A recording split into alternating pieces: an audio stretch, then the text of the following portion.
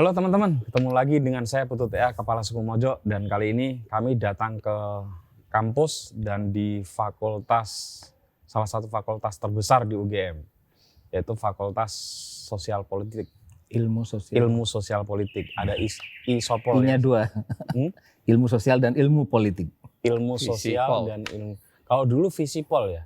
Ya Visipol. Fakultas Ilmu Sosial dan Ilmu Politik. Tetap ya? sih kepanjangannya ya. Sama ya Mas ya? Sama. Yang bisa bertarung dalam perebutan dekan kalau fakultas besar ya Mas ya. Rektor. Kalau hukum nggak bisa ya Mas? Bisa. Lumayan bisa. Pernah Kan ada rektor ya? dari kita. Kusnadi. Pak Kusnadi. Pak Kusnadi. Malah Raja rektor Semandri. yang terkenal. Iya. Kusnadi dari Rektor lapangan itu. yang ini kan KKN. Iya betul. Dan diingat oleh para mahasiswa tua sebagai salah satu dosen yang penuh terobosan. Kalau di filsafat kan nggak mungkin. Kenapa nggak mungkin? Ya nggak mungkin, fakultas kecil. Yang mungkin kan. Berapa tuh mahasiswanya saat itu? Satu angkatan kalau saya 60. Seluruh fakultas itu ya? Seluruh fakultas. Ini? 75 sebetulnya, tapi yang masuk biasanya 60. Nggak tahu kalau sekarang semenjak Dian Sastro ADC, terus ada Rocky Gerung yang mungkin. Iya di UI, di sini enggak. Loh, kalau Dian Sastro efek kan di mana-mana. Saya sih membayangkan kau bilang tadi ada Putut, EA gitu. Belum ngangkat. Jauh. Belum. Kalau saya ini fans Roma jelas. Oh iya. Rombongan fans Roma di belakang saya ini yang gede. Iya. Fans Roma. Tetap dengan Dr. Abdul Ghaffar Karim yang masih pakai batik karena habis menguji disertasi atau? Disertasi wow. Di fakultas kampus sebelah malah. Makanya rapi di banget UMY. ini. Di UMY. Wah, hebat juga ya Anda sebagai Nahdien. Iya betul. Harus pakai batik, ada ketentuannya pakai batik nguji. Dan tentu saja Dr. Zainal Arifin Mukhtar atau Mas Uceng. Ya, yang barusan punya akun YouTuber. Wah, YouTuber. Mas, semoga sukses lah. Sudah 1 juta followernya katanya dalam berapa hari? 1 juta insya Allah. Jadi nanti ada saingannya Pak Refli Harun. Supaya jangan yang keras-keras lah. Perlu saya bilang like, subscribe, gini harus gini. Nanti muncul di sini. Harusnya langsung saja teman-teman bisa kunjungi akun YouTube Mas Uceng, Mas Zainal Arifin Mukhtar nama akunnya, dan kita akan semoga dapat pelajaran banyak. Di acara ini kita kerjasama dengan Pares, sebuah lembaga yang ada di lingkungan Visipol UGM. Bisa dijelaskan Mas Abdul Ghaffar? Ya, Pares itu ya ada di lingkungan tapi juga nggak ada di lingkungan Visipol sebenarnya ya. Jadi di lingkungan tuh maksud saya orang-orangnya ada di sini gitu. Jadi Pares itu adalah singkatan dari Perhimpunan Analis Risiko dan Settlement Politik. Disingkat Pares aja. Padahal itu juga bahasa yang berbeda ya, Pares. Itu sebenarnya lembaga yang kita bentuk untuk memudahkan bergerak aja. Orang-orangnya ya orang-orang sini semua. Dosen-dosen, mahasiswa ya, gitu ya. Peneliti ya. Karena kalau mengandalkan prosedur dan anggaran plat merah, banyak sekali rambu-rambunya ya, kita nggak lincah bergerak. Tapi apa yang diurus oleh Pares? Sama edukasi juga ya, edukasi politik. Cuma kalau departemen kan formal, kalau Pares mengelola yang versi media begitu ya, ke publik, menyampaikan edukasi publik. Gitu sih tujuannya. Kok sering keluar kota dalam konteks Pares biasanya apa tuh? Biasanya kalau ada taping ya kita menemui tokoh yang mau diangkat. Karena salah satu fokus kita dalam tahun ini misalnya itu soal multikulturalisme. Bagaimana melihat Indonesia dari sudut pandang beragam. Kita ketemu siapa gitu ya. Mas Putu juga kan pernah tampil di sini sebagai penerbit. Sebagai penulis. Bahwa hanya 5% katanya penulis yang survive. Dia 1% di antara 5% itu. Di dalam 5% ada lagi layer. Ada 2 sejahtera. Super elitnya. Jadi 5% itu yang survive, artinya tidak perlu mencari pekerjaan yang lain. 95% itu harus nyari kerjaan yang lain untuk jadi penulis. Dari 5% itu berapa Ada persen 2% yang sejahtera. Nah, itu dia Berapa masuk. persen dari 2 itu yang jadi crazy rich? Nggak ada, belum ada. Dia masuk 1%. Kalau di Indonesia nggak ada. Kalau di dunia kan ada ya. Ya, Rowling, J.K. Rowling. Iya, betul. Nah, sore ini teman-teman kita ngobrol di Taman Visipol dan tentu saja kita akan ngobrolin soal isu penundaan pemilu. Sudah dibahas di banyak media dan sudah dibahas, Mas Ucek sudah di TV saya lihat kemarin itu ada kali 11 atau 12 beliau ngomong soal itu. Tapi dinamikanya menarik karena terakhir-terakhir kayaknya beberapa partai sudah mulai goyang gitu ya. Cuma sepertinya agenda ini bakal terus. Firasat saya begitu. Karena belum ada apapun ya yang menunjukkan tanda-tanda bahwa Presiden Jokowi atau orang-orang istana yang membuat statement yang clear soal itu. Nah, saya mau melihat dari sisi yang agak dalam lagi karena ini ada ahli hukum tata negara dan Mas Gafar adalah pakar politik. Dari sisi politik mungkin dong Mas ya ganti nunda pemilu. Kita lihat nanti.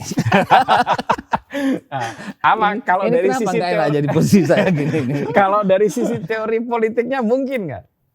Mungkin aja sebenarnya, mungkin. Cuma ini kan sistem presidensial ya. Mungkinnya itu tidak sebanyak kalau sistem parlementer. Kalau dalam sistem parlementer, mengatur jadwal pemilu itu termasuk dalam strategi pemenangan. Dan itu dibenarkan. Jadi maju mundur. Pemerintahan dalam sistem parlementer kan boleh berganti karena sebab-sebab khusus. Misalnya nih, ketua parpol tidak lagi menjadi ketua parpol. Kalau parpolnya menang kan dia jadi Perdana Menteri nih. Ya. Tapi kalau ada muktamar, kemudian dia tidak lagi jadi ketua parpol, dia otomatis berhenti jadi Perdana Menteri digantikan oleh ketua parpol baru. Ini contohnya, artinya eksekutif bisa ganti kapan aja tanpa rakyat menyetujuinya lewat suara. Atau pemilu bisa dimajukan, dimundurkan tergantung kalkulasi kekuatan politik. Kalau parlementer. Presidensial tentu saja tidak semudah itu karena fixed term-nya itu. Oh ya. Tapi kalau ditanya dimungkinkan apa enggak secara teoretik ya dimungkinkan. Dimungkinkan. Ya. Secara teori politik, secara ekosistem politik sekarang yang ada di Indonesia, mungkin nggak?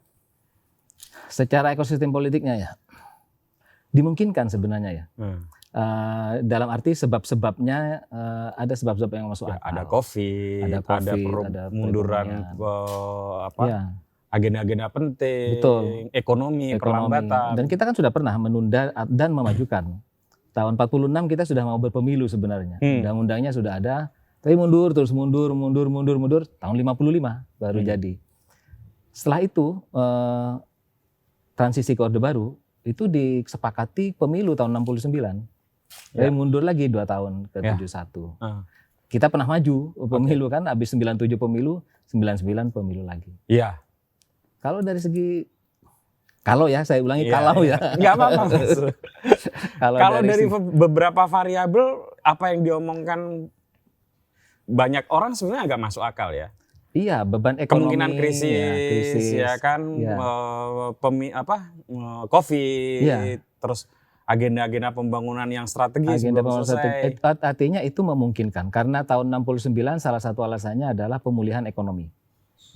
Tahun 46 jelas ditunda karena masih revolusi ya dan kita juga belum diakui betul sebagai sebuah negara. Kalau alasannya kan itu bisa disepakati secara politik. Tapi yang benar secara teoritik kan belum tentu benar secara praktikal. Karena di kita ada hambatan bernama konstitusi. Nah itu urusan dia nanti bicara. Iya. Kalau dari sisi politik dulu, dari sisi politik, apa yang mensahkan secara politik kemudian ini layak gitu, secara sosiologis lah, sosiologi politiknya? Ya, politik kan soal power sebenarnya ya. Ya, Soal power dan bagaimana power itu disepakati oleh aktor-aktor besar. Sesederhana itu sebenarnya. Jadi kalau aktor-aktor utama menyepakati pemilu ditunda dan tidak menimbulkan masalah, sebenarnya tidak apa-apa. Karena itu penyepakatannya. Kalau kembali ke contoh tahun 69, itu kan kesepakatan antara Angkatan Darat waktu itu, Golkar, lalu beberapa partai. Mari kita tunda begitu. Mereka menyepakati ya, oke. Beberapa hal besar di banyak negara dikunci dengan referendum. Artinya meskipun kekuatan politik besar menyepakati, tapi tanya dulu ke rakyat. Rakyat setuju, lanjut. Rakyat enggak setuju, tidak lanjut. Gimana cara tanyanya ke rakyat? Referendum, Okay. penentuan pendapat rakyat ya. Tapi kalau dalam politik ya, murni melihat teori politiknya, pertimbangannya soal power aja. Kalau disepakati oleh pemegang power yang besar-besar, silakan. Kalau dari variabel power sebetulnya hampir nggak ada hambatan mestinya Presiden Jokowi kalau mau menunda. Partai-partai politik sebenarnya kan 80% ada di pihak Presiden Jokowi, beliau mengendalikan TNI dan Polri, ormas-ormas juga di bawah kendali beliau. Iya. Paling yang demo nanti mahasiswa atau apalah gitu ya, sebentar selesai. Kita lihat nanti dia ikut demo. gitu. Ikut Kira-kira kok saya curiganya di situ, kok kayaknya mungkin nih gitu. Iya, kalau kembali ke purely political analysis ya, dalam arti melihat peta kuasa, ini bisa-bisa aja. Aja. Cuma dengan desain kepartaian di Indonesia yang multi party ini, kan kita tidak tahu tikungan apa yang tiba-tiba mau diambil oleh partai politik. Sanggup nggak Jokowi mensecurekan semua tetap di rute itu? Jangan-jangan di tengah jalan berbalik, nanti pas amandemen UUD malah jadi menjatuhkan Jokowi misalnya. Itu kan kayak sitting duck, dia melakukan hal yang esensial. Mas Oceng, Anda sudah clear lah. Anda tahu, kami semua tahu bahwa Anda termasuk orang yang menolak. Tapi bentar, kok saya tidak ditanya menolak apa enggak? Itu kan pendapat akademik. Tadi ditanya ilmu ya. Pendapat akademik tadi. Lanjut. Karena beliau sudah menyatakan di depan publik berkali-kali. Tapi kalau kita lihat-lihat sebetulnya ancaman seriusnya apa sih? Saya nggak melihat ancaman serius penundaan itu. Saya hanya kesel aja dibodoh-bodohin gitu. Sebagai warga negara, kenapa sih argumennya begitu gitu. Tapi kalau kita mau melihat realitas politik di Indonesia kayaknya bisa tuh. Mungkin perspektif konstitusi ini ya. Pertama, kenapa dulu misalnya secara historik relatif mudah menunda pemilu, ada banyak sekali variabelnya. Selain tadi pasti soal kuasa tentu saja ya. Tapi yang pertama misalnya, dulu itu kita menggunakan apa yang disebut dengan supremasi institusi. Ada MPR dulu. Jadi kan dulu pasal 1 Undang-Undang Dasar kita kan kedaulatan di tangan rakyat dan dilakukan oleh MPR. Ya kan? Dan artinya sepanjang MPR menghendaki dalam kasus misalnya penundaan pemilu, sepanjang MPR mengatakan iya dan kemudian tinggal dieksekusi oleh pemerintah. Mudah sekali. Karena supremasinya institusi. Sekarang kita bergeser menjadi supremasi konstitusi. Sekarang pasal 1 kita itu kedaulatan di tangan rakyat dan dijalankan sepenuhnya menurut Undang-Undang Dasar. Satu. Yang kedua, kalau kita ingat dulu, penyelenggara pemilu itu sebenarnya pemerintah. Tanggung jawab terbesar pemilu itu ada di tangan pemerintah. Ya. Dengan Undang-Undang Dasar, konstruksi Undang-Undang Dasar sekarang, penanggung jawab pemilu itu adanya di KPU. Yang bersifat mandiri, independen, bahkan untuk menentukan tahapan jadwal pemilu itu dikasih ke KPU semua. Walaupun ya dengan konsultasi ya, tapi konsultasinya kan tidak mengikat sebenarnya. Konsultasi dengan pemerintah dan DPR. Artinya apa? Dari dua perspektif itu secara historik, ya memang bisa terjadi, mungkin saja terjadi di masa lalu. Tapi kalau di masa sekarang, tunggu dulu. Yang menetapkan pemilu, ya KPU, bukan pemerintah. Ya. Yang kedua adalah yang mengeksekusinya tidak bisa lagi seenak MPR lalu mengeluarkan misalnya TAP saja. Sekarang MPR nggak punya TAP loh. Kan MPR udah dilarang mengeluarkan TAP. Yang kedua, bukan lagi MPR, harus dijalankan menurut Undang-Undang Dasar. Artinya apa? Kalau mau menunda pemilu, pasti harus mengubah Undang-Undang Dasar. Bahwa nanti kekuatan politik mencari cara tidak mengubah Undang-Undang Dasar itu soal lain. Berarti ada cara dong? Ya, kemungkinannya pasti ada. Berarti harus konsultasi sama Anda. Tapi kita bicarain dulu soal mengubah Undang-Undang Dasar. Kenapa mengubah Undang-Undang Dasar itu wajib? Ya karena pasal 22E mengatakan pemilu 5 tahun sekali. Tidak cukup dengan Perpu ya Mas? Nggak bisa. Nggak bisa. Undang-Undang Dasar 5 tahun sekali. Perpunya itu berpotensi melanggar Undang-Undang Dasar kalau misalnya menggunakan mekanisme yang berbeda. Karena 5 tahun sekali. Ya. Presiden masa jabatannya fix 5 tahun. Semuanya 5 tahun. Kalau skenario bahwa memperpanjang, menunda pemilu dan semua diperpanjang, itu kan banyak sekali. Tidak hanya menyentuh presiden, menyentuh anggota DPR juga pasti disentuh. Nggak mungkin dong anggota DPR nggak diperpanjang. Iya. DPD masih disentuh. Kepala daerah juga gubernur. jangan. Justru itu Gubernur, yang kepala daerah. membuat ke beberapa orang makin yakin karena semua kebagian. Tapi pada kuenya. saat yang sama, kalau mau dilakukan itu berarti ada banyak sekali pasal di dalam Undang-Undang Dasar yang harus diutak-atik. Oke. Ya kan? Ya karena ada banyak pakar hukum tata negara yang bisa Bisa jadi. Satu itu ya. Itu yang kedua, kalau kita bicara soal konstitusi, saya termasuk penganut yang tidak pernah melihat konstitusi sebagai norma semata. Oke. Iya. Ada namanya Moral. moralitas, ada namanya virtue, nilai baik, ada namanya semangat. Kalau kita misalnya bicara konstitusionalisme. Konstitusionalisme itu siapa deh? Pakai teorinya siapa? Itu rata-rata selalu berbicara bahwa konstitusi salah satu esensi dasarnya itu adalah pembatasan kekuasaan. Pembatasan itu kan dua term. Pembatasan dari kemungkinan dia menyakiti rakyat sama pembatasan secara waktu. Dan ini lebih spesifik lagi di dalam konsep presidensial. Makanya tadi disebutkan fixed term. Oke. Fixed term itu membatasi presiden supaya nggak main-main dengan masa jabatan. Kenapa presiden sangat penting untuk dibatasi? Ini kan karena Hamilton sendiri kan. Ya kita anggap Hamilton itu salah seorang penemu sistem presidensial lah. Ya. Yang bicara soal kaum Federalist Paper ketika pertama kali nyusun yang namanya sistem presidensial. Dia kan udah bilang bahwa presiden ini adalah raja sebenarnya. Mirip raja dalam sistem monarki, cuma bedanya kita kasih batasan konstitusional. Oke. Konstitusi yang membatasi. Ya. Nah itu esensi dasar. Satu. Yang Ya kedua, itu kan cuma ditunda kan dibatasin juga. iya, tapi maksud saya adalah pembatasan dari kemungkinan ya mempermainkan masa jabatan. Kan Ya kalau nggak ada argumennya nggak mungkin, Mas. Nah, Ini makanya kan yang ada kedua saya mau argumennya, nyambung. kan? Yang Oke. saya mau nyambung yang kedua, konstitusi itu bukan sekedar norma, tetapi ada nilainya. Maka kalau kita bicara menunda pemilu, harus ada alasan objektif konstitusionalnya.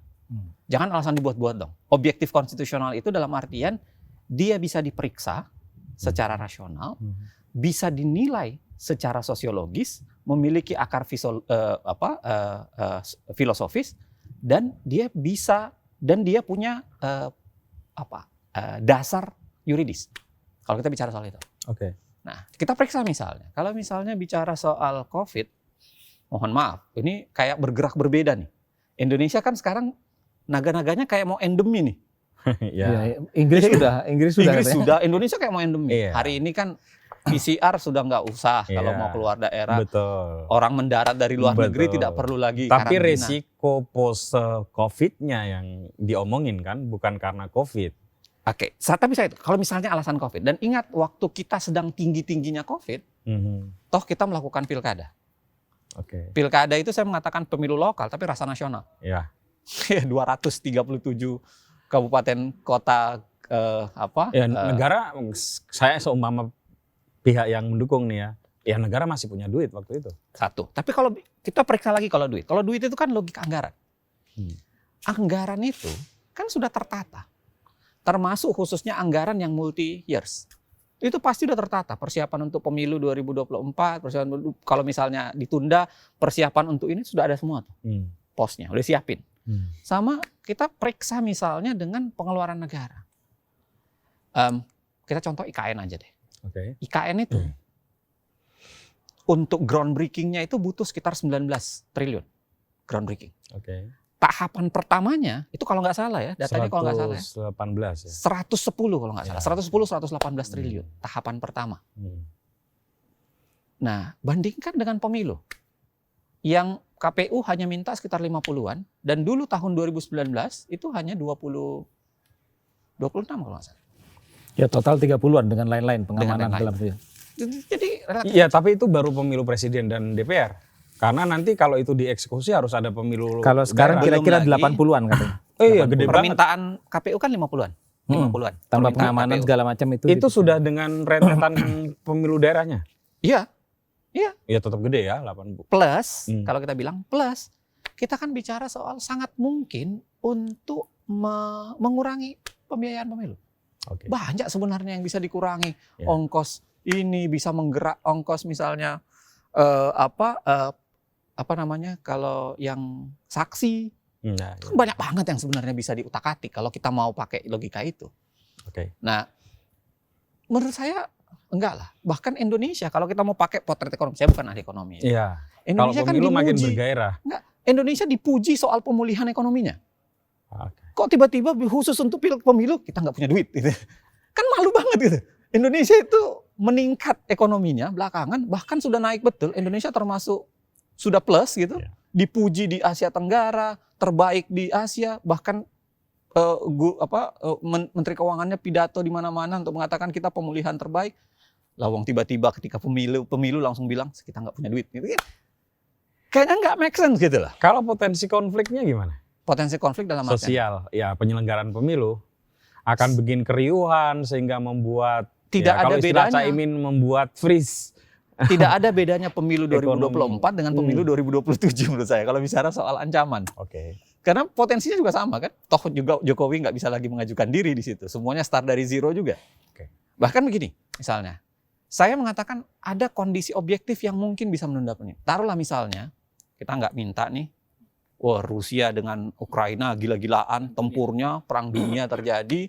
Indonesia kan sudah mendukung Ukraina tuh. Rusia marah, dilempar satu nuklir ke sini. Ada kondisi objektif. Tapi tetap harus diperhatikan di pasal 12 Undang-Undang Dasar kan, Ya itu. yang bicara soal kondisi bahaya, keadaan bahaya. Ya. Yang mengatakan harus dinyatakan keadaan bahaya, pernyataan keadaan bahaya dilakukan oleh presiden, lalu kemudian syarat dan ketentuannya itu diatur melalui undang-undang. Gitu. Mas pakai dekret bisa nggak sih?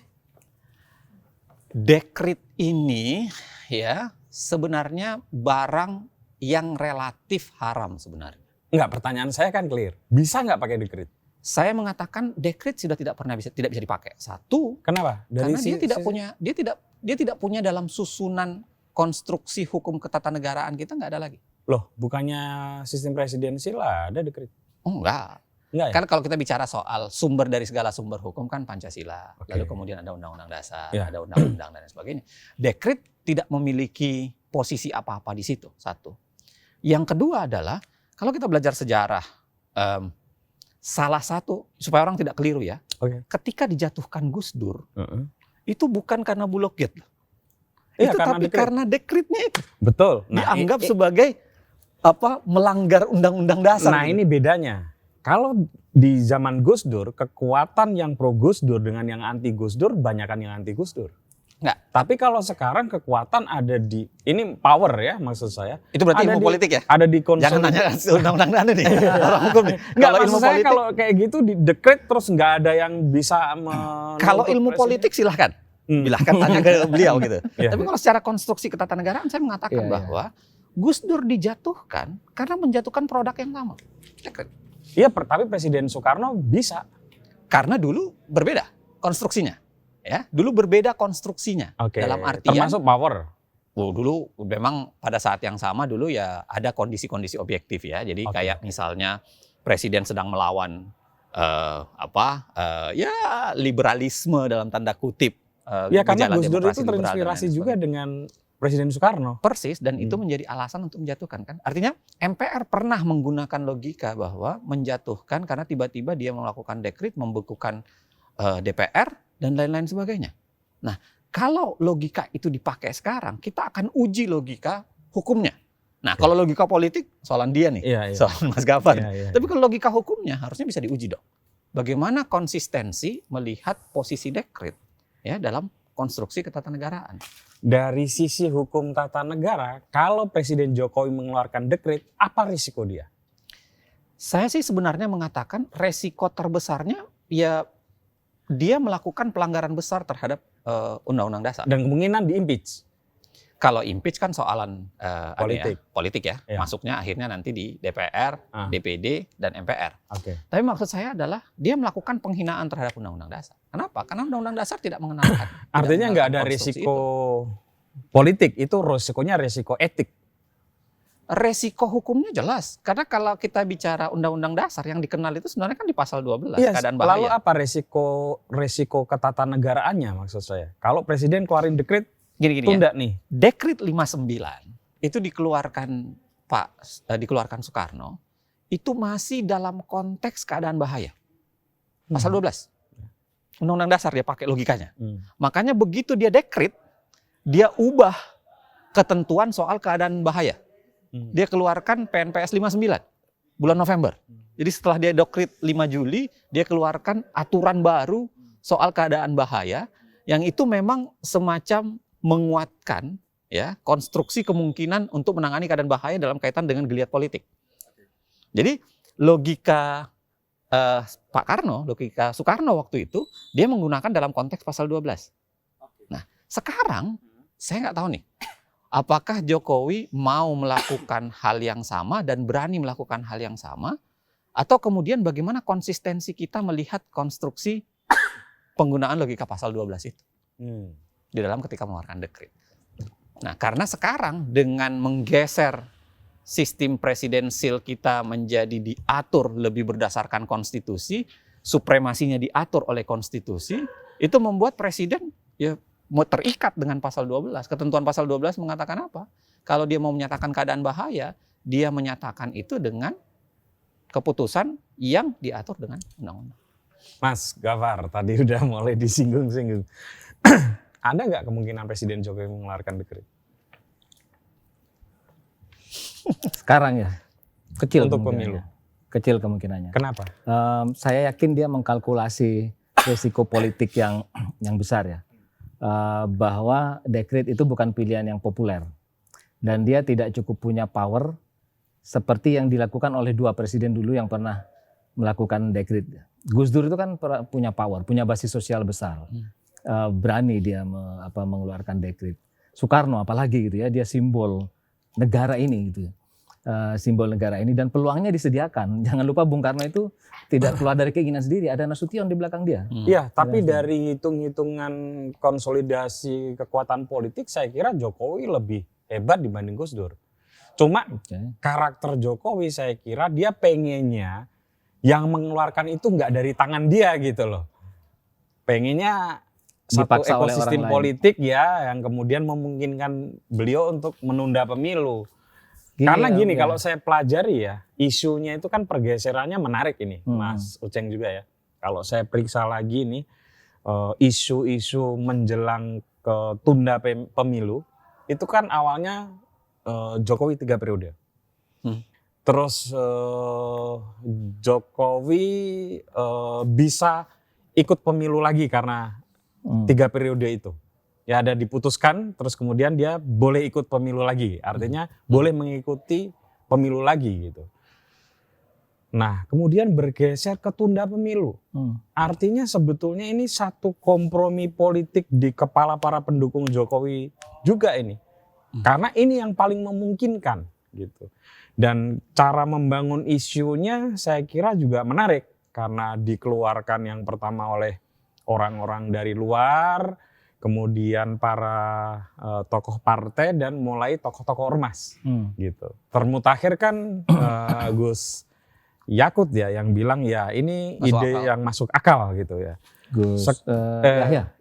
Gus Yahya ya. Dan itu cukup mengagetkan karena PBNU sudah mengatakan seperti itu. Artinya ya saya tidak bilang ini soal keliru atau enggak, tapi pola penggarapan isunya itu menarik untuk dicermati gitu. Atau kita bisa melihat dengan cara berbeda. Boleh? Jokowi itu sampai taraf tertentu memainkan apa yang Soekarno dulu mainkan. Yaitu membuat pertikaian antara aktor-aktor politik lain, lalu Bung Karno turun sebagai wasit. Oke. Terutama yang dia mainkan itu adalah Angkatan Darat dengan PKI waktu itu. Mainkan. Terus kalau PKI terlalu naik, Angkatan Darat dinaikkan. Ya. Sampai pada satu tahap dia tidak bisa mengendalikan karena ada faktor lain yaitu Amerika. Gitu ya, sehingga permainan dia wasit selesai. Jokowi kita lihat sejak awal itu punya gelagat seperti itu ya. Dalam arti dibiarkanlah orang di sekitarnya berbuat salah, lalu dia menjadi korektor, dia mengoreksi.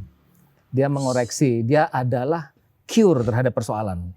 Kalau di sekitarnya adalah menteri-menteri tidak benar, nanti dia mengoreksi. Saya setuju. Saya selalu menyimpan kecurigaan semua ini dimainkan oleh Jokowi agar di satu titik dia bisa menampilkan diri sebagai resi yang berpikir yang negarawan kayak saya gitu ya. Jangan mikir yang nafsu-nafsu kuasa gitu. Saya setuju karena pemilihan menteri-menterinya adalah menteri-menteri yang berpotensi untuk ikut pertarungan politik itu. Kalau kita mau pakai perspektif kultural ya, yang saya sendiri juga mendebatnya karena spekulatif. Tapi dia kan mirip raja-raja Jawa yang mengumpulkan Abdi Polowijo itu loh. Orang-orang jelek yang tujuannya adalah menyerap energi buruk. Lihat orang di sekitarnya, ya. Mas. Saya tidak perlu menyebutnya.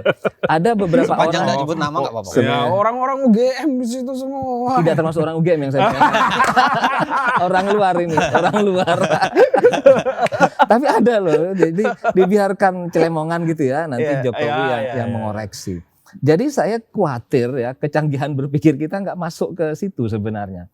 Jangan-jangan memang tidak ada rencana besar apa-apa. Ini rencana untuk menciptakan tangan yang bersih di ujung segala urusan. Setelah semua orang dibiarkan mabok dulu kayak apa ribut-ribut dulu, lalu dia akan datang mengatakan apa sih mabuk-mabuk gak jelas, ribut-ribut gak jelas gitu. Ada loh kemungkinan itu. Tapi masa sih kayak gitu, Mas? Kayaknya enggak. Kalau cuman kayak gitu kok terlalu sederhana ya? Loh jangan-jangan kita aja yang merumitkan itu.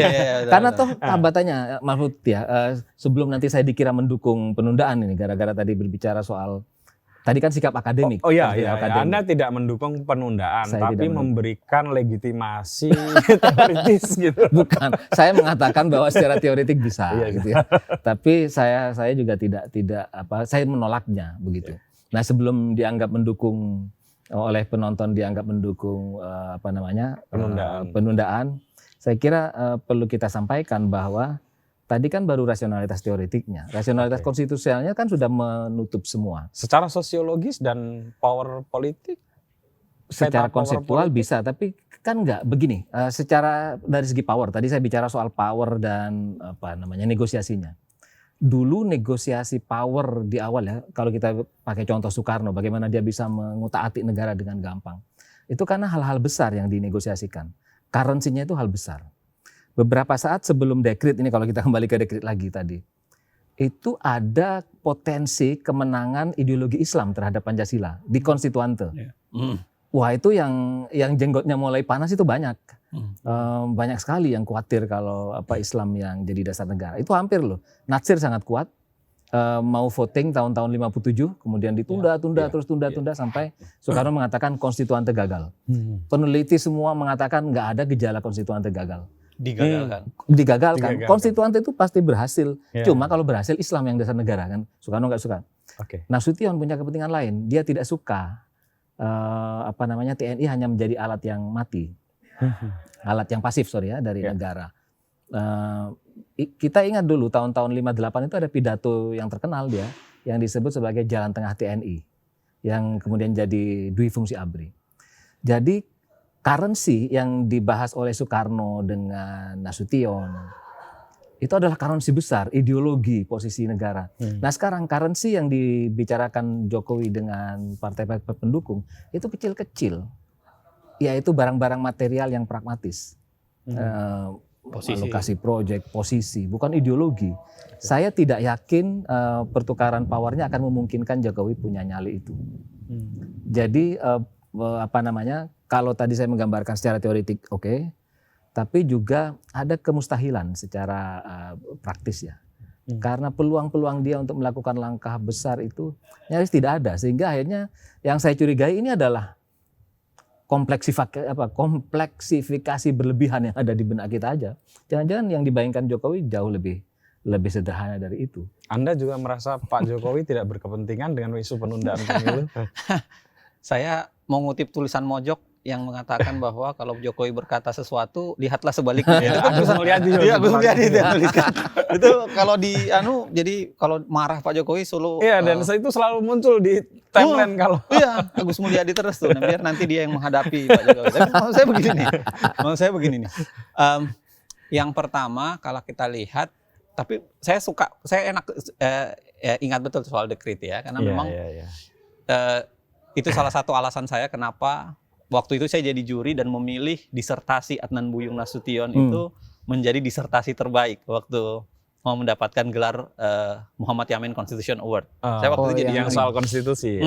Waktu itu aspirasi pemerintahan konstitusional. Persis, itu disertasi dia yang kemudian dibukukan karena dia menceritakan secara cukup detail soal dewan konstituante itu bukan gagal tapi digagalkan. Nah, yang menarik begini. Kalau kita bicara Jokowi ya, Saya tidak tahu ya kalau kita tarik ke motif, walaupun ini mungkin politik. Tapi kalau motifnya melakukan itu sereceh yang dibayangkan oleh Mas Gafar, receh banget. Tapi kan dia mempertaruhkan ongkos sosialnya ketinggian. Ongkos sosialnya maksudnya ketinggian.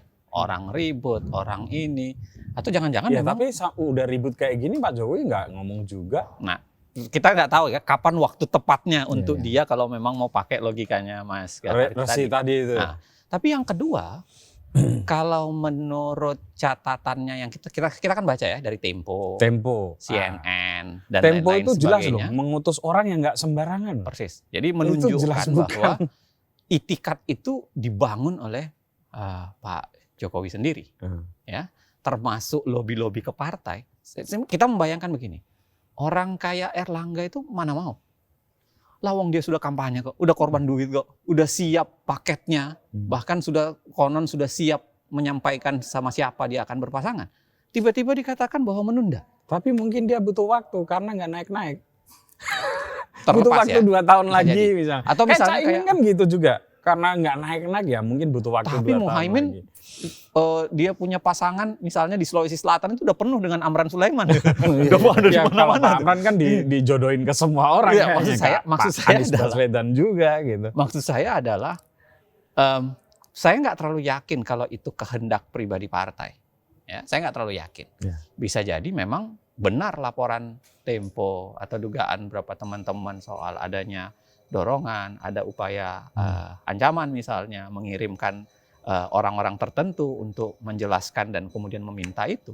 Nah kalau di titik itu, saya pikir ya kalau Jokowi mencoba mengorbankan begitu banyak hal demi alasan recehnya itu tadi, itu agak, ya menurut saya agak kebangetan lah, ya agak kebangetan gitu. Terlalu beresiko lah main-main kayak Iya, gitu. iya, Ya Dan kan? yang ketiga, Tapi sering terjadi loh itu. betul. Saya mengamini itu ya dalam beberapa kasus saya mengamini.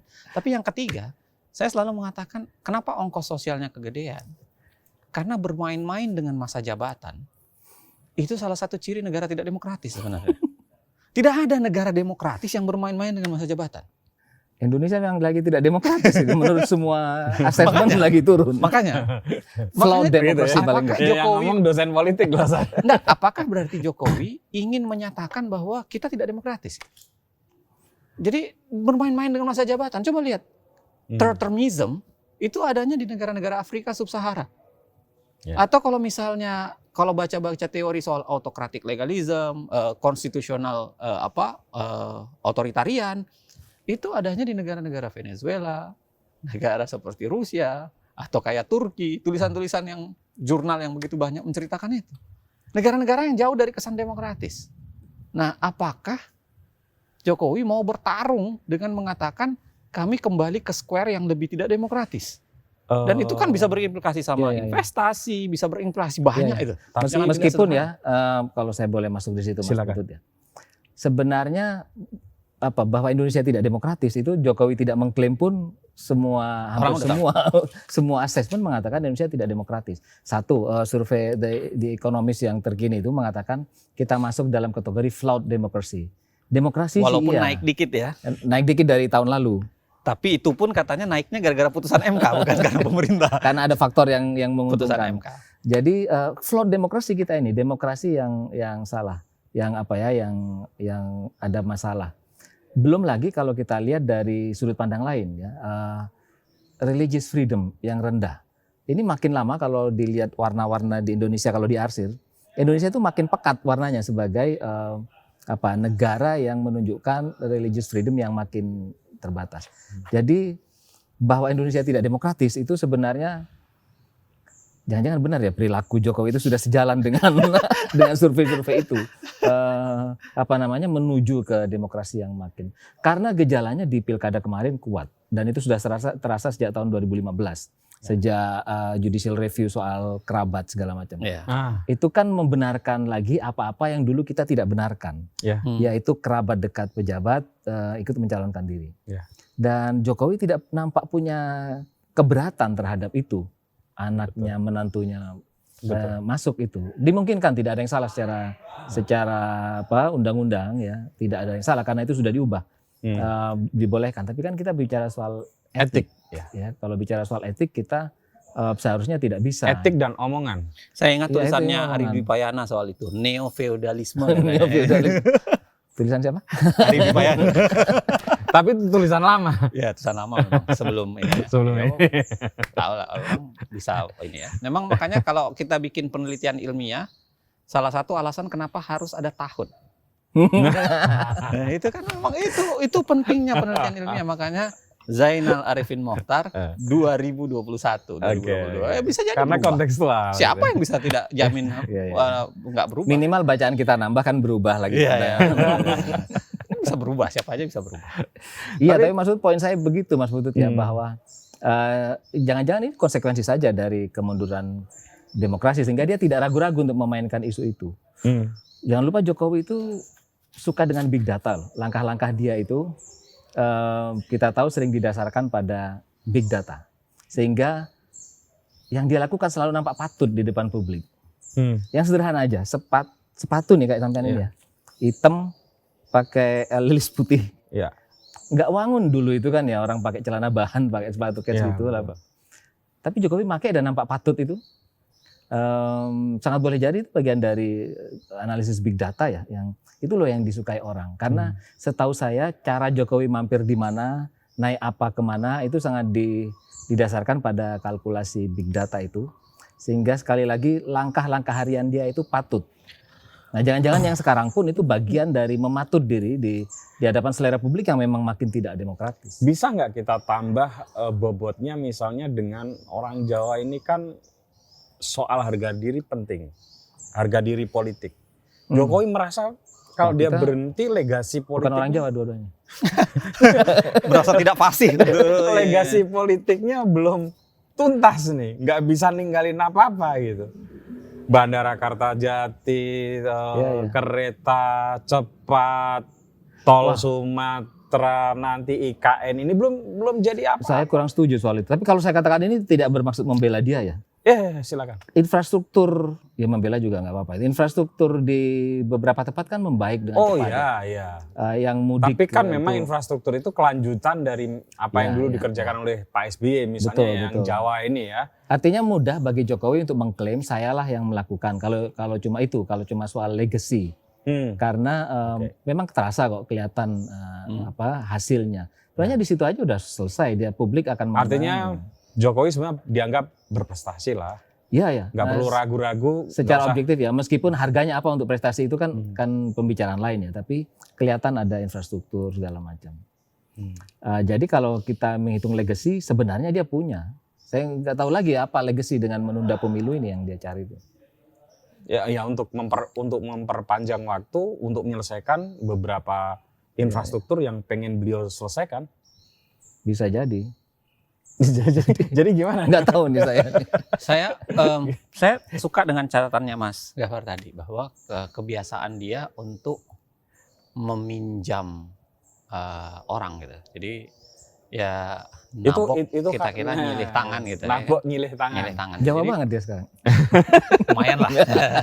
Jadi kebiasaan itu menurut saya bisa jadi dilakukan untuk pemilu. Saya belum cerita kan kalau dia sebenarnya bisa mencuci tangan lalu kemudian pemilu bisa ditunda. Nah misalnya, ini pentingnya gimana Ya, nih? misalnya kalau KPU yang menyatakan tidak bisa melakukan pemilu di 14 Februari.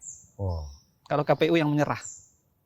Kan KPU nggak akan menyerah itu. Nah, kalau kita lihat konstruksi KPU sangat pemerintah sekarang. Betul. KPU dan Bawaslu, pemilihan yang sekarang ini adalah pemilihan yang paling tidak demokratis. Silahkan catatan Perludem dan teman-teman sekalian. Pemilihan KPU dan Bawaslu sekarang ini pemilihan yang paling tidak demokratis. Anda bisa bayangkan, 2 hari sebelum pemilihan namanya sudah ada keluar. Dan benar semua. 2 hari sebelum fit and proper test ada pemilihan di DPR, namanya udah keluar. Nama-nama yang disaring di pemerintah pun rata-rata udah tahu semua belakangan sebelum. Bahkan panselnya 4 orang pemerintah dan itu banyak sekali catatan waktu itu orang sudah kasih catatan tapi kemudian tidak diindahkan termasuk oleh panselnya sendiri. Nah, jadi kalau itu terjadi memang akan ada sedikit komplikasi. Kalau yang itu tidak terjadi memadai. berarti Jokowi dengarnya dari dia. Iya. Berarti para pendukung Jokowi harus segera menelpon Mas Uceng. Enggak, saya ingin bayangkan bahwa ada kondisi yang memang Tapi kadang-kadang bener juga ya, panitianya nggak siap. panitianya nggak siap. Dan kita stuck gitu. Mau ngapain kita? Panitianya misalnya menyerah. Saya give up gitu. Nggak bisa gua. Nggak bisa mengatakan pilkada, pemilu di tanggal 14 Februari. Kita minta tunda misalnya ke... Wah, itu udah dengan sendirinya undang-undang dasar akan berubah, semua akan berubah tuh. Nah, Nah, itu menarik. makanya yang harusnya kita tagih komitmen negara nih. Coba saya tanya nih KPU dulu. Gimana? Kita harusnya tagih komitmen negara. Mumpung belum dilantik ini KPU-nya yang baru. Tanggal 10 ya? April ya? Iya, 10 April ya? 10 April, 10 iya. April. Dan begitu dilantik, mungkin digerilya sedikit, dimatangkan ya kan, terus Bisa jadi. konferensi pers. Nggak mungkin nih, kalau pemilu Nah, cepet-cepetan. cuman memang harus kita lihat, apalagi yang menentukan pemilu menjadi 14 Februari itu kan KPU sebelumnya. Iya, KPU. Jadi KPU yang sekarang bisa bilang, lu hitung-hitungannya nggak sama dengan hitung-hitungan kita kan. Dan itu menurut saya berbahaya sebenarnya. Makanya komitmen, saya mengatakan komitmen demokratis itu penting. Tuh Mas, sudah dapat Komitmen argumen demokratis lagi itu nih. penting. Enggak. Kayaknya kita nyari-nyari terus dari tadi ya. Karena rasanya ya harus diakui bahwa gerilya politik untuk menunda pemilu itu besar. Makanya harus diingatkan. Saya mengatakan ini tagihan buat KPU. Serius dong. Waktu masih ada 20 startnya 20 bulan itu kan masih bulan Juli. Sorry, rekan dan guru Anda ya Pak Mahfud MD, setelah didesak banyak jurnalis pun tidak ada pembicaraan di pemerintah. Cuman kayak gitu, belum spesifik ngomongnya Ya karena waktu Presiden dibicara itu Jokowi. Pak Mahfud nggak diajak barangkali. Sesederhana itu. Mungkin orang menjelaskan. paling bingung sekarang ya Pak Mahfud ya. Ya, Pak Mahfud memang saya lihat dalam beberapa hal ya tidak mendapatkan lengkap menurut saya ya. Saya mengatakan begini, salah satu problem negara ini dan mungkin harus kita bicarakan. Iya.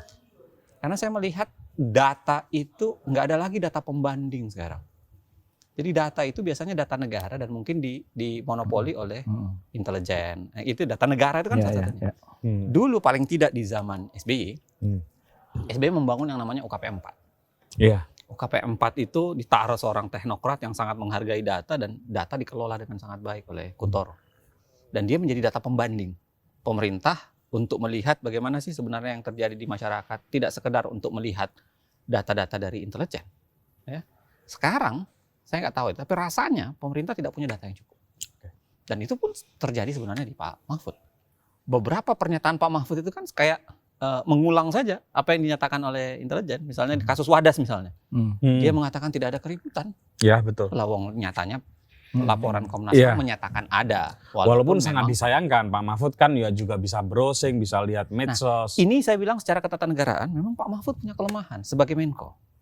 Kalau kita lihat Menko itu sebenarnya kan dasarnya sebenarnya kan tidak ada dalam sistem presidensil Menko-Menkoan kan. Dia hanya Sebenarnya koordinator satu. Yang saja. kedua, Pak Mahfud itu Menko, tapi pengurus dasarnya di situ itu kan sebenarnya titipan semua. Kan? Jadi pejabat-pejabat senior di Kemenko Polhukam itu kan ex officio dari TNI, Angkatan Darat, dari TNI, Angkatan Laut kan gitu tuh. Jadi dia tidak punya ruang yang cukup untuk menyediakan analis, menyediakan perangkat yang cukup.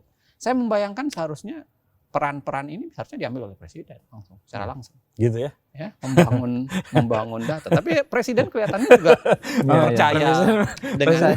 percaya dengan data tunggal itu.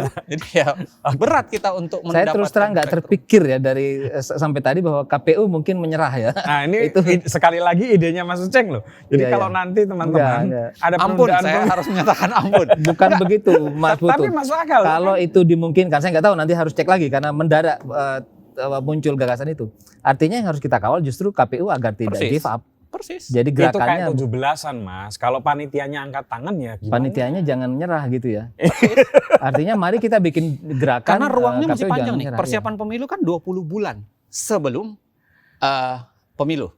Berarti 14 Februari 20 bulannya berarti jatuhnya sekitar bulan Juli. Bulan Juli tahun Kick depan. off pemilu itu kan kick off-nya di bulan Juli. Juli Masih ada tapi 2023, Mas. 2022, 20 bulan. Kalau tahapannya sudah mulai dari 2020. Juli 2022 Ada itu udah mulai. Oh, ini pendaftaran ya, administratif semua, partai ya. Semua tahapan-tahapan itu akan dimulai di situ. Nah, Iya. maksud saya tagihan kepada KPU harusnya kita dorong. Siap. Itu saya bilang, komitmen demokrasi itu harus dijalankan. Saya sih ragu dengan kemungkinan itu ya, tapi penting saya kira Ragu kemudian dengan kemungkinan apa? KPU akan give up begitu ya, karena Dia akan dikutuk seluruhnya. Banyak banget yang marah. Kenapa tidak? Satu, dia harus punya bukti ya bahwa dia tidak sanggup, dana harus dia katakan tidak ada gitu, sistem tidak mendukung, itu panjang urusannya. Sekarang pengawasan sangat kuat begitu. Kalaupun sampai melakukan itu, artinya dia punya dorongan besar. Tapi kalau di kampung-kampung bisa tuh, Mas. Panitia 17 Agustusan. kampung. Enggak, poin saya, meskipun saya ragu dengan opsi itu, tapi mungkin. Lah kemudian yang kita perlukan kan adalah mencegah. Enggak, gini. Mencegah itu.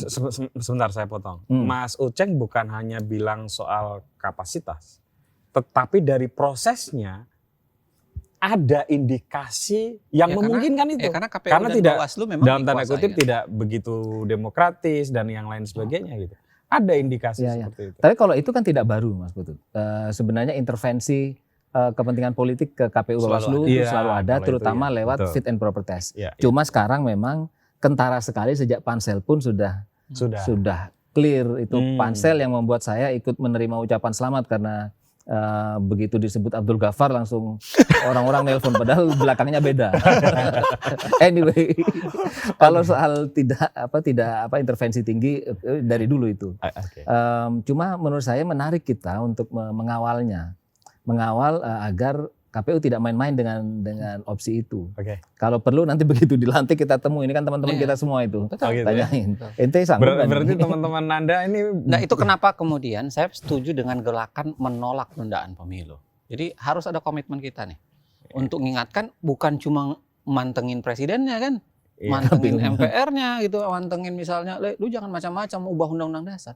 Tapi subsistem lainnya juga harus dilihat. Tapi memang saya agak ternyuh, Mas. Ketika di salah satu televisi Mas Nusron Wahid bilang, kalau saya sih seneng-seneng aja pasti. ditunda. tulisan dia bilang karena saya nggak perlu kampanye lagi. Wah, saya pikir ini yang politik nggak ada virtu.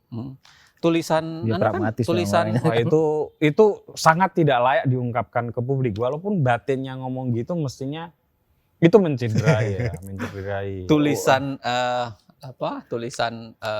Dahlan Iskan menurut saya tuh menarik sekali ketika dia menjelaskan skenario itu. Dan skenario itu menurut saya skenario yang paling menggiurkan bagi semua pelaku politik memang.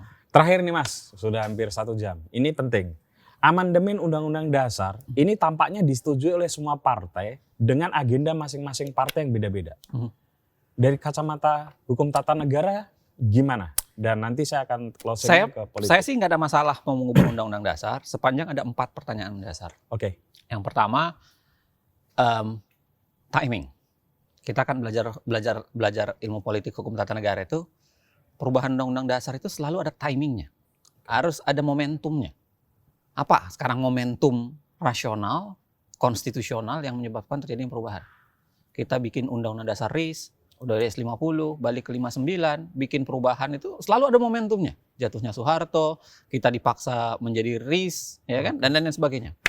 Yang kedua pertanyaannya itu adalah apa substansinya? Apa sebenarnya substansi yang mau diubah? Haluan negara kan? Kalau haluan negara kan sudah kita tolak ya, tidak cocok dengan sistem presidensil bagi saya gitu. Iya, Anda sebagai hukum tata negara, tapi partai-partai menginginkan ada semacam GBHN baru kan? Tapi kan ngaco. Bagaimana kemudian misalnya, kalau presiden tidak menjalankan GBHN, presiden bisa dijatuhkan oleh MPR atau enggak? Nah itu dia. Kalau kita bilang boleh, selamat datang parlementer gitu. Padahal waktu ngerubah undang-undang dasar kita mengatakan bahwa memperkuat sistem presidensil. Kan gitu-gitu tuh. Jadi komplikasi-komplikasi. Apa substansi yang mau diubah? Kalau misalnya memperkuat DPD, saya setuju. memang DPD jatahnya. Oh berarti dapat pintu dong. Ini Mas Uceng udah setuju nih mengubah kalau DPD. mengubah DPD saya setuju. Ya berarti DPD itu, artinya boleh dong kemudian amandemen dengan salah seorang Indonesia Australia itu mengatakan DPD Indonesia itu paling aneh di belahan dunia. Betul. Tidak ditemukan di belahan dunia manapun. dan paling lemah banget. Kasihan. Kombinasi unik antara high legitimacy dengan very low authority. Jadi otoritasnya sangat rendah, tapi legitimasinya sangat tinggi. tinggi. Betul. How to become member of DPD kan susah sekali. Tapi Mas Uceng setuju nih kalau misalnya amandemen undang-undang dasarnya Kalau untuk memperkuat amandemen mau DPD. mengubah itu, memperbaiki legislasi misalnya, saya setuju. Oke. Legislasi kita kan legislasi parlementer. Oke. Di mana ada legislasi dalam sistem presidensil, presiden ikut terlibat membahas dan menyetujui undang-undang. Nggak ada. Selalu hanya pengusulan dan di ujungnya dia veto. Nggak ada negara-negara menggunakan sistem presidensil ya. Ya. Presiden ikut tiba membahas, menyetujui, sudah membahas menyetujui, boleh tidak tanda tangan pula. Boleh tidak tanda tangan gitu. Tapi tidak tanda tangannya pun dibikin malu-malu. 30 hari tidak tanda tangan tetap jadi undang-undang. Iya, iya. Ini kasarnya saya bilang begini, janji nikah sama pasangan, ya kan, sudah dibahas bersama, disetujui bersama, begitu suruh tanda tangan surat nikah, nggak mau. Ya, kawin siri lah. Nah, itu yang kedua. Yang ketiga adalah pertanyaan soal ini demi kepentingan siapa sebenarnya?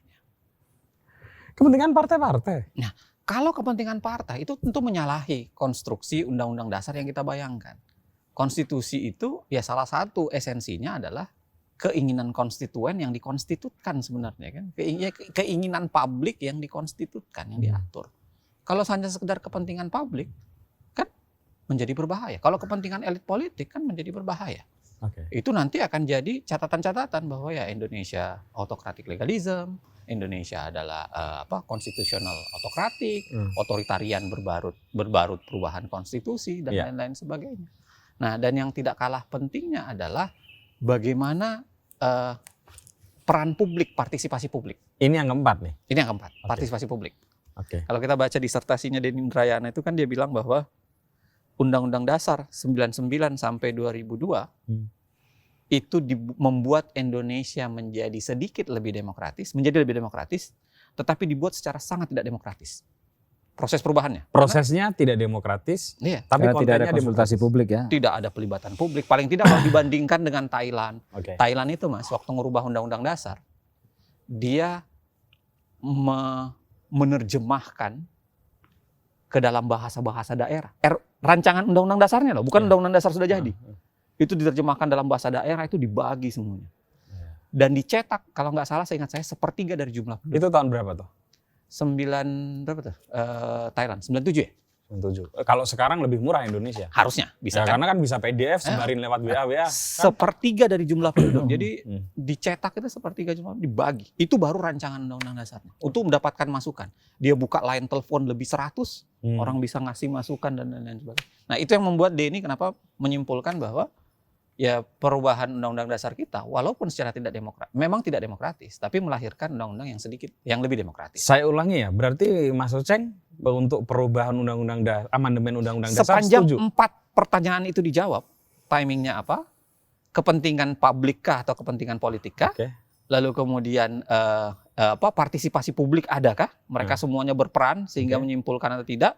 Kalau kita misalnya lihat indikator mengatakan perpanjangan itu nggak diperlukan kan? Iya, 2022. ini amandemen, ini agak lain kan? Ya. Dan yang terakhir soal itu tadi yang saya bilang. Oke. Nah, dari sisi politik sekarang. Terakhir, Oh, karena amandemen kan dipelajari di ilmu politik iya. kita kan? Sebenarnya kalau amandemen konstitusi kita itu bukan saja boleh menurut saya, tapi dibutuhkan. Dibutuhkan. Oke. Dibutuhkan karena begini, Ya. ada persoalan sistem di kita. Kita ini sistem presidensial tapi masih menyerap banyak sekali logik parlementer. Dan ini mengganggu. Kita ini kesatuan tapi menyerap banyak sekali logik negara federal. Ini yang belum tuntas di itu. Jadi amandemen 1 sampai 4 memang memperbaiki banyak sekali mekanisme. Tapi substansinya nggak hilang. Misalnya nih ya, ini contoh kasus nih. Kemarin DPR mengusir siapa karena terlambat beberapa kali dirut. Gitu. Ya.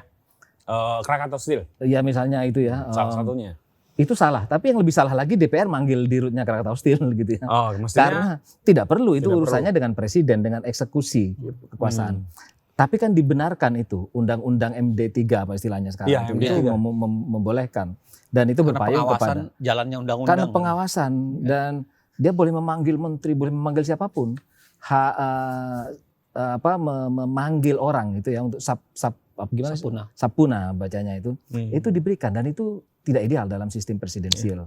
Harusnya DPR berurusan dengan presiden, dia tidak berurusan dengan menteri-menteri. Itu yang membuat tapi manggil presiden kan berat. di mana-mana kan gitu biasanya ya. Jadi sebenarnya di sisi itu ada kebutuhan untuk mengamandemen. Oke. Amandemen kelima diperlukan. Belum lagi urusan campur-campurnya antara logik federal dengan kesatuan. Termasuk contoh DPD sebenarnya. DPD itu kan diperlukan terutama kalau kita punya unit-unit politik yang relatif independen sebagai sebuah state, dan kemudian butuh wakil di tingkat nasional. Kita kan tidak, ini negara kesatuan. Oke. Sebenarnya di situ itu ada keperluan untuk mempertegas ini kita butuh DPD apa enggak gitu ya. Kalau esensinya di negara kesatuan tidak terlalu butuh. Tapi kalau memang kita mengakui ada persoalan karakter bangsa yang khusus, maka DPD memerlukan power yang lebih besar, begitu kira-kira. Oke. Karena itu dari segi ini amandemen diperlukan. Cuma melihat situasi politiknya jelas-jelas tidak bisa sekarang. Karena kalau sekarang dilakukan itu penumpang bebasnya terlalu banyak. Udah pasti yang akan numpang itu. Pakai istilah penumpang bebas, bukan penumpang gelap. Iya, penumpang gelap. Saya bilang apa tadi? Kenapa memilih kata penumpang bebas itu? Saya lagi pikir Free kenapa rider. ya? Terjemahan free rider. Iya, bahasa Indonesia. Terakhir banget, Anda sebetulnya condong ke negara kesatuan Republik Indonesia harga mati atau enggak? Enggak. Gitu ya? Oke, kita close sampai di situ. Gitu aja, enggak ada penjelasan. Enggak, karena ini akan menjadi tema kita selanjutnya. Jangankan itu, harusnya tanya Republik dia setuju atau enggak? Nah, itu nanti kita omongin. Perlu saya ceritakan pembahasan Dewan Konstitusi BPUPKI. Udah ditutup. Udah ditutup. Karena ini akan menjadi tema kita selanjutnya. Apakah NKRI itu harga mati? Ataukah ada alternatif lain? NKRI dead price gitu ya? Iya kan? Gak ada diskon. Karena bandrol. kan sejarah kita sebenarnya ada sejarah-sejarah diskurs yang Malah menarik. Udah nyambung ya. Ya. Kita bahas aja sekarang. Jangan sekarang, nanti terlalu senang. Waktu juga ya Mas ya, karena menurut saya itu menarik untuk kita bicarakan ulang, karena seolah-olah istilah NKRI harga mati ya benar-benar harga mati. Oke, Soalnya sebelumnya tidak ada sejarahnya dan tidak ada kemungkinan-kemungkinan yang lain. Gitu. Siap. Mas Gafar, terima kasih. Mas Terima Seng, kasih. tadi terima kasih juga Pak Jokowi dibantu untuk mencari celah. Kan, sebenarnya skenario itu mereka udah tahu. Skenario itu udah mereka Jangan rancang. bocoran tadi. Oh, iya. Oke teman-teman, senang sekali saya bisa ngobrol dengan dua pakar di sini karena dari sisi politik dan dari sisi tata negara, dan kami berharap obrolan ini bisa terjadi ya minimal 2 bulan sekali lah untuk membicarakan isu-isu yang lebih mendalam gitu ya, kayak yang kita obrolkan kali ini. Dan tema ke depan itu apakah benar NKRI harus harga mati, karena ada alternatif lain yang bisa kita sodorkan kepada publik agar lebih bijak untuk melihat isu-isu yang seolah-olah itu diucapkan dengan sloganistis gitu. Terima Jargon kasih. gitu. Ya, Jargon. ya, terima kasih Mas Gafar. Terima kasih. Sampai ketemu dengan tamu-tamu saya selanjutnya.